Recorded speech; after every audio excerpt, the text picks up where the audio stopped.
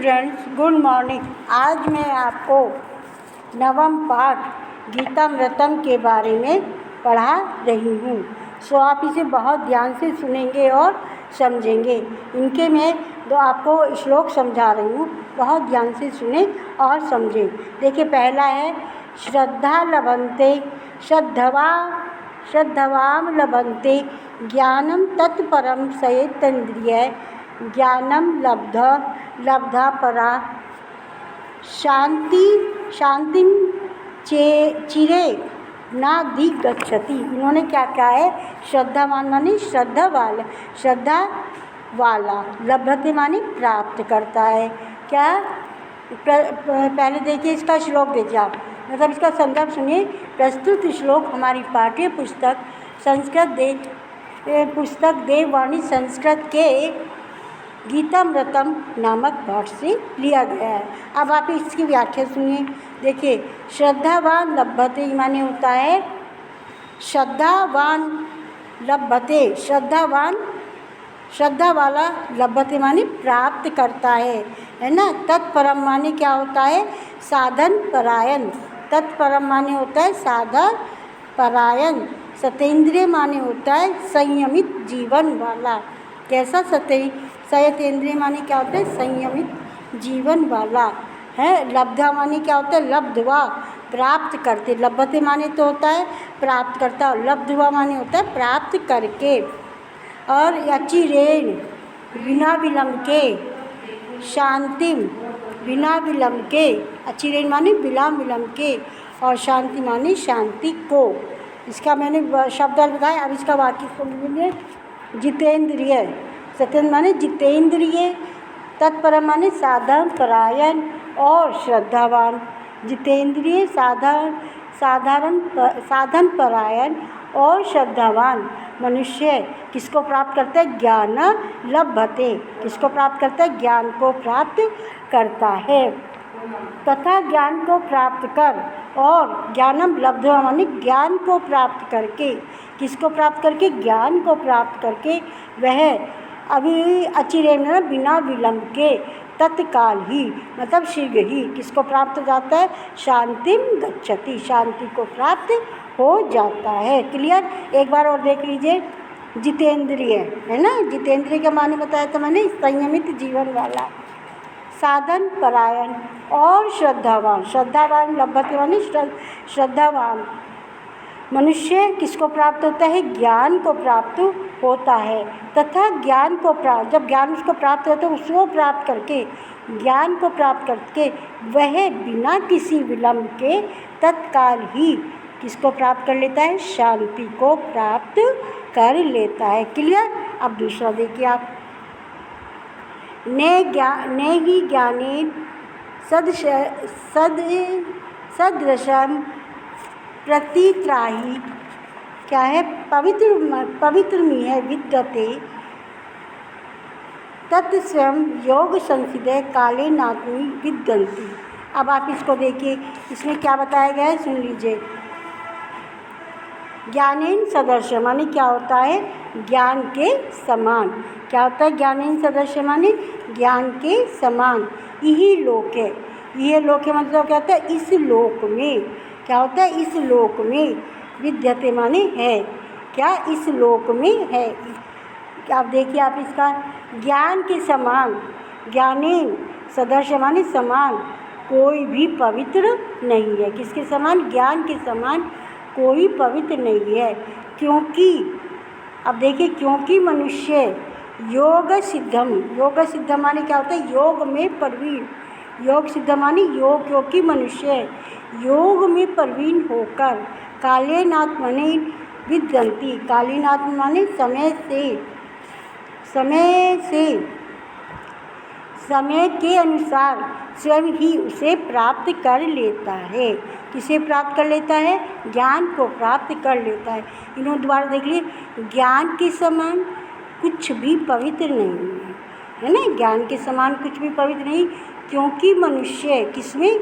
योग में प्रवीण होकर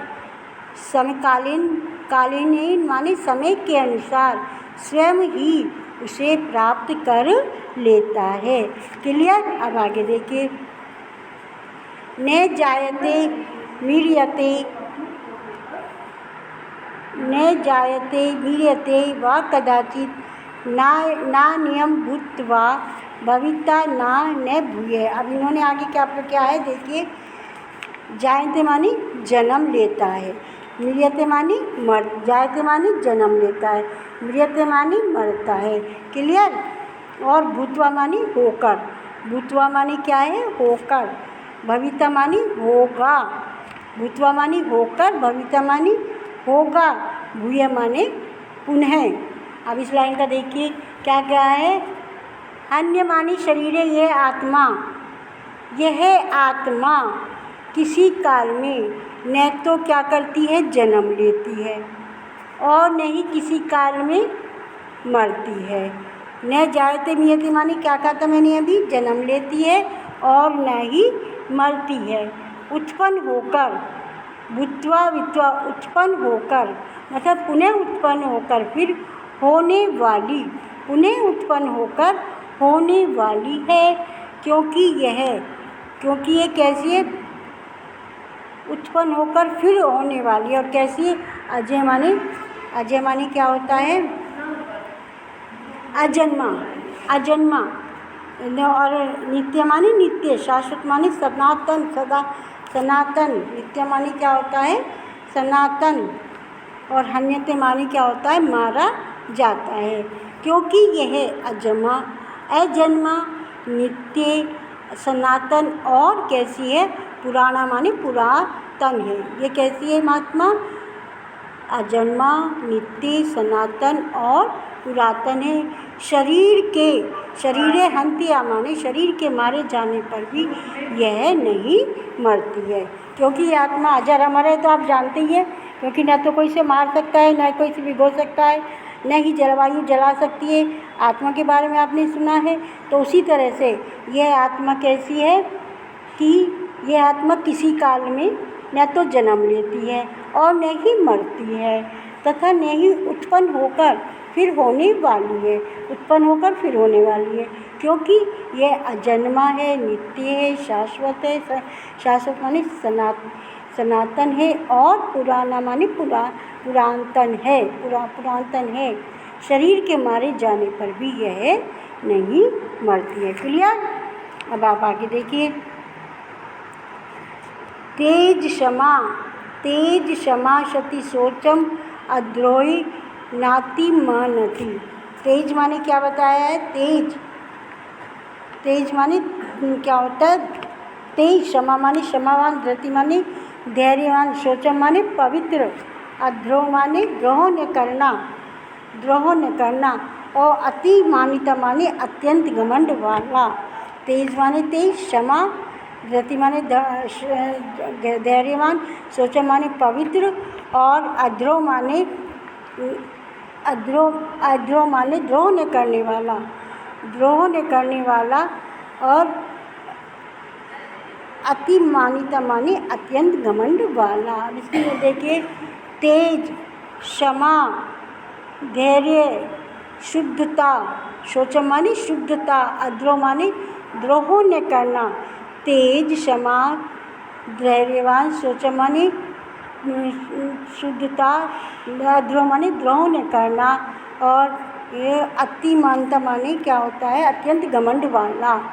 और घमंड न करना, क्या न करना, घमंड न करना, इत्यादि भगवती संपदा, जो ये गुण होते हैं, ये वे देवी संपदा को प्राप्त करने वाले, ये सारे गुण जो होते हैं वो किसको प्राप्त करने वाले थे, देवी संपदा को प्राप्त करने वाले होते हैं। कौन कौन से, एक बार और देख लीजिए, तेज, क्षमा, धैर्य, पवित्रता, द्रोह न करना, गर्व न करना, इत्यादि जो ये गुण होते हैं, ये देवी संपदा को प्राप्त करने वाले होते हैं। क्लियर। आपको उम्मीदें सारी समझ में आएंगे, और यदि जो आपको समझ में नहीं आया है वो आप दोबारा पूछ सकते हैं, कॉल करके पूछ सकते हैं। समझ में आ गया, कॉल करके पूछिए, और जो भी मैंने पढ़ाया उसको ध्यान से सुनिए, और सुनकर सारा मुझे ये अपना जो मैंने काम दिया उसको पूरा कार्य करके सेंड कर दीजिए। ये समझ में नहीं आया दोबारा कॉल करके पूछ सकते हैं। धन्यवाद।